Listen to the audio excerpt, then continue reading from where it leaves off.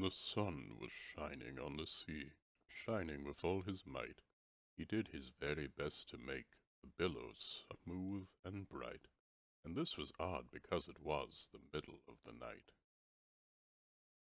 The moon was shining sulkily because she thought the sun had got no business to be there after the day was done. "It's very rude of him," she said, "to come and spoil the fun." The sea was wet as wet could be. The sands were dry as dry. You could not see a cloud because no cloud was in the sky. No birds were flying overhead. There were no birds to fly. The walrus and the carpenter were walking close at hand. They wept like anything to see such quantities of sand. If this were only cleared away, they said, it would be grand. "If 7 maids with 7 mops swept it for half a year, do you suppose," the walrus said, "that they could get it clear?" "I doubt it," said the carpenter, and shed a bitter tear. "Oh, oysters, come and walk with us," the walrus did beseech. "A pleasant walk, a pleasant talk along the briny breach. We cannot do with more than 4 to give a hand to each." The eldest oyster looked at him, but never a word he said.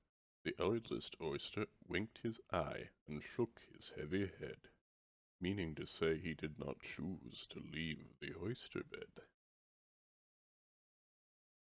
But 4 young oysters hurried up, all eager for the treat. Their coats were brushed, their faces washed, their shoes were clean and neat, and this was odd because they hadn't any feet. 4 other oysters followed them, and yet another 4, and thick and fast they came at last, and more and more and more, all hopping through the frothy waves and scrambling to the shore. The walrus and the carpenter walked on a mile or so, and then they rested on a rock conveniently low, and all the little oysters stood and waited in a row. "The time has come," the walrus said, "to talk of many things, of shoes and ships and sealing wax, of cabbages and kings, and why the sea is boiling hot, and whether pigs have wings."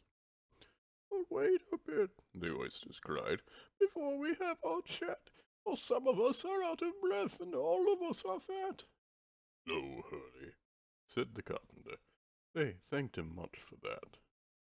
"A loaf of bread," the walrus said, "is chiefly what we need. Pepper and vinegar besides are very good indeed. Now if you're ready, oysters dear, we can begin to feed." "But not on us," the oysters cried, turning a little blue. "After such kindness, that would be a dismal thing to do." "The light is fine," the walrus said. "Do you admire the view? It was so kind of you to come, and you are very nice." The carpenter said nothing but, "Cut us another slice. I wish you were not quite so deaf. I've had to ask you twice." "It seems a shame," the walrus said, "to play them such a trick, after we've brought them out so far and made them trot so quick." The carpenter said nothing but, "The butter spread too thick."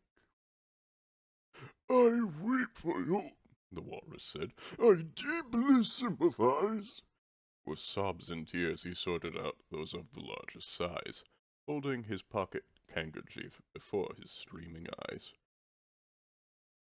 "Oh, oysters," said the carpenter, "you've had a pleasant run.